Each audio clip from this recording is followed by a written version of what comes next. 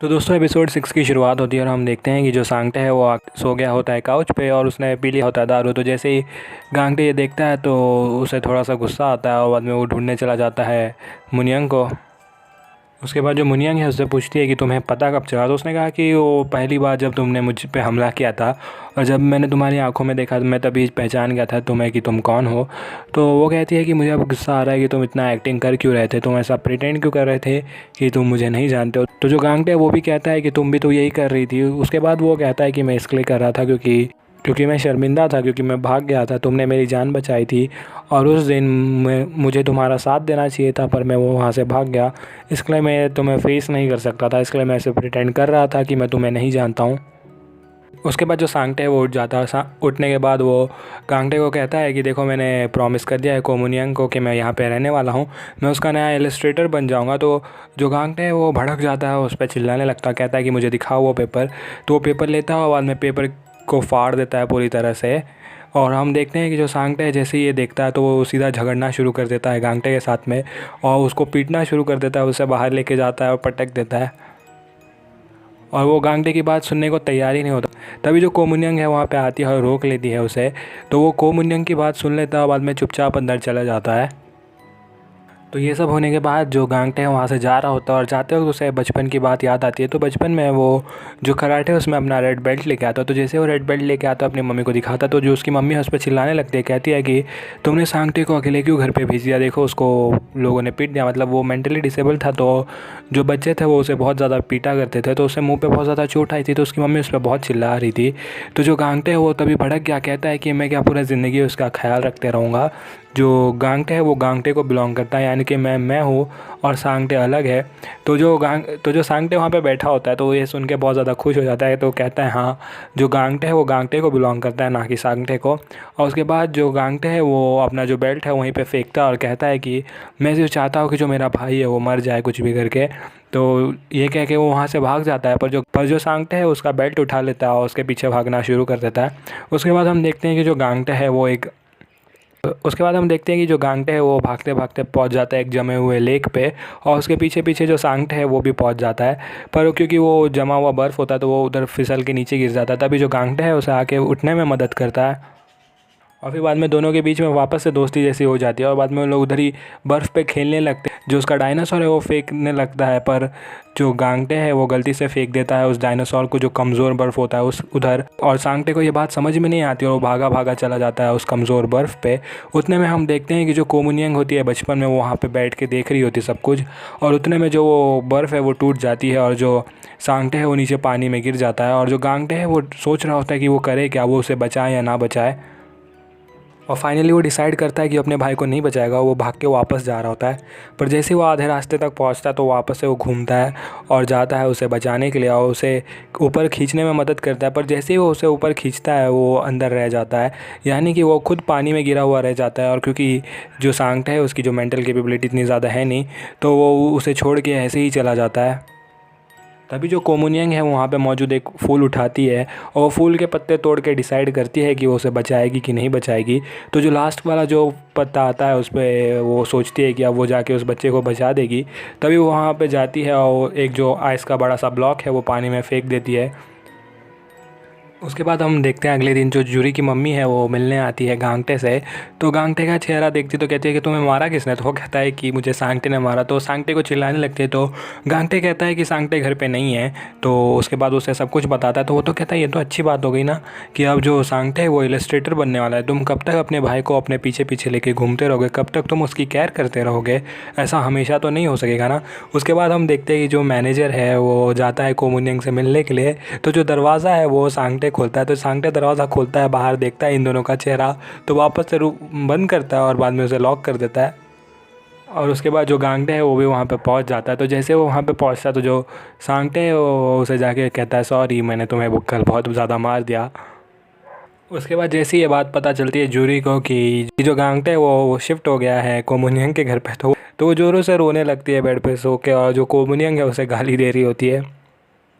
तो उसके बाद जो कोमुनियंग है वो दोनों को जाके उसका रूम दिखाती है। तो जो जैसे ही सांगटे देखता है कि उसे बेड मिला तो वो बहुत ज़्यादा खुश हो जाता है, क्योंकि उन लोग पहले कभी बेड पे सोए नहीं होते।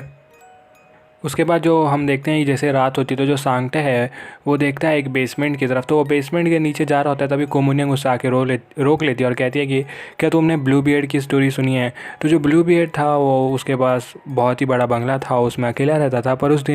पर एक दिन वहाँ पे एक औरत आई और वो औरत बहुत ज़्यादा गरीब थी, पर वो वहाँ पे रहना चाहती थी। तो ब्लू बियर्ड ने उसे वहाँ पे रहने दिया और उसके लिए वो बहुत सारा सोना लेके आया, बहुत सारे ज़ेवरात लेके आया।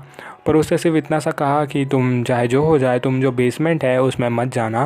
पर वो क्या कि वो गई और उसने चुपचाप वो बेसमेंट खोल दिया और बेसमेंट के अंदर चली गई। और वो जैसे ही बेसमेंट में गई तो वहाँ पे बहुत सारी लाश थी, अलग अलग लाश थी जो दीवार पे लटकाई हुई थी। तो वो लाशें थी ब्लू बियर्ड की पहली बीवियों की, जिन लोग ने उसकी बात ना मानी और वो उस बेसमेंट में चले गए, यानी कि जो अगली बारी है वो इसकी है। तो जैसे ही सांगटे ये सुनता है तो थोड़ा ट्रॉमेटाइज़ होता है और चुपचाप जाके सो जाता है गांगटे के यहाँ पे। उसके बाद हम पहुँच जाते हैं हॉस्पिटल में और हमें पता चलता है कि जो कोमुनियन का पापा है वो बिल्कुल भी रिस्पॉन्ड नहीं कर रहा। तभी जो बाजू वाला पेशेंट है वो कहता है कि मैंने रात में तो उसे देखा था बात करते हुए।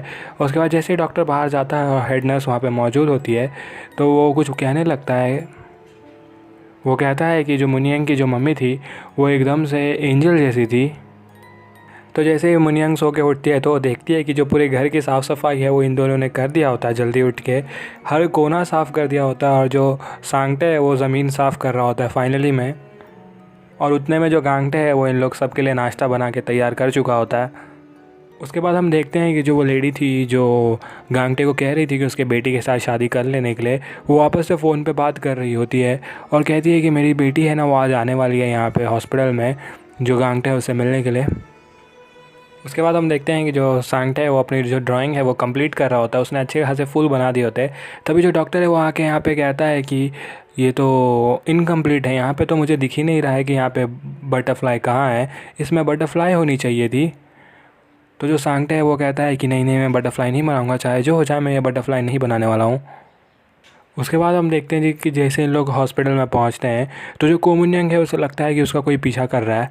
तो जैसे वो देखती है तो वो जो लेडी है जो अपनी बेटी के बारे में बात कर रही थी वो होती है, तो उसका पीछा करना शुरू कर देती है कोमुनियंग। उसके बाद वो लोग एक अंडर कंस्ट्रक्शन एरिया में जाते हैं। तो जैसे वो लोग वहाँ पर पहुँचते हैं तो जो कोमुनियंग है उसके सामने जाके खड़ी हो जाती है और तो जो लेडी है वो कहती है कि क्या तुमने मुझे पहचाना नहीं, क्या तुम मेरे बारे में भूल गई, मैं हूँ तुम्हारी मम्मी। और उसके बाद वो दोनों बात करने लगते हैं एक दूसरे से और वो कहती है कि मैंने जो प्लास्टिक सर्जरी है वो करवा लिया है, इसलिए तुम मुझे पहचान नहीं सकती हो, पर मैं तुम्हारी मम्मी हूँ। और उसके बाद वो कहती है क्या हुआ, 1 महीना ही तो हुआ है हम लोग को नहीं मिले हुए, मैंने तुमसे फ़ोन पे तो बात की थी। तो एक्चुअली में वो किसी और के बारे में बात कर रही थी, पर उसको क्या लगा कि जो कोमुनियंग है वो उसकी बेटी है। तो उसके बाद जो गांगटे वो हेड नर्स से जाके बात करता है। तो जो हेड नर्स है वो बताती है उसको कि जो उसकी बेटी है वो एक्चुअली में मर गई कुछ महीनों पहले। जो उसकी बेटी है उसका एक्सीडेंट हो गया और जो एक्सीडेंट की खबर उसको पता चली तभी से जो उसका मेंटल कंडीशन है ख़राब है और वो तभी से वो इस हॉस्पिटल में है। उसके बाद जो कोमुनियंग का मैनेजर है वो आता है हॉस्पिटल में बात करने के लिए गांगटे से और गांगटे को कहता है कि तुम्हें उस घर से निकल जाना चाहिए। तो गांगटे पूछता है क्यों, तो वो कहता है कि मैं वहाँ पे बिलोंग करता हूँ, मैंने उसके 10 साल से उसकी देखभाल की है, उसे इतना बड़ा राइटर बनाया है, तो मैं हमेशा से उसकी मदद करते आ रहा हूँ, तो मैं लूँगा उसकी जगह पे, ना ही तुम। तभी जो गांगटे वो पूछता है कि तुमने ये सब क्यों किया है, पता है पैसे के लिए, मुझे पता है तुमने ये सब पैसे के लिए किया है, तुमने उसके इतने सारे बुक बेचे हैं, उसने तुम्हें करोड़ों कमा के दिए है, इसलिए तुम उसकी देखभाल कर रहे थे, ना कि तुम अपने मर्ज़ी से ये सब कर रहे थे। उसके बाद हम देखते हैं कि जो गांगटे है वो जाके बैठ जाता है जूरी की फैमिली के साथ और वहाँ पे बैठ के वो खा रहा होता है। तभी जो जूरी है वो कहती है सांगटे से कि कॉन्ग्रेचुलेशन, मुझे पता चला कि तुम इलस्ट्रेटर बन गए हो, तो क्या तुम्हारी जो पहली बुक आएगी तो तुम मुझे एक फ्री कॉपी दोगे। तो जो सांगटे है वो कहता है कि मैं तुम्हें फ्री कॉपी क्यों दूंगा, खुद की बुक खरीदो और बाद में पढ़ो।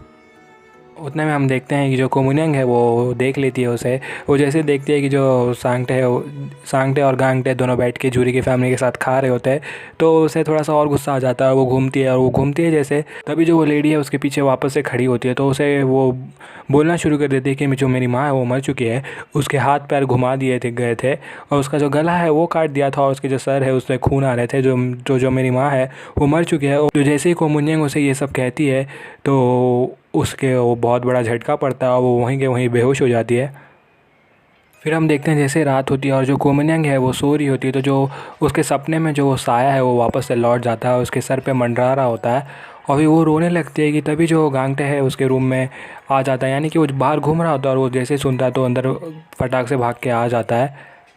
और वो उसे कह रही होती है कि तुम प्लीज़ यहाँ से भाग जाओ, अगर तुम यहाँ से नहीं जाओगे तो वो तुम्हें मार देगी। पर उसने उसका जो टी शर्ट इतना ज़ोर से पकड़ के रखा होता है क्योंकि वो चाहती है कि वो ना जाए।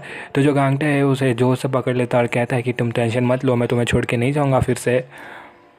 और फिर वो वहीं पे जो कोमुनियंग है उसे वहीं पे सुला देता है और वहीं पे जो ये एपिसोड है वो ख़त्म होता है। तो दोस्तों, अगर आपने अभी तक मुझे सब्सक्राइब ना किया हो तो सब्सक्राइब कर दें और अगले वीडियो तक के लिए बाय।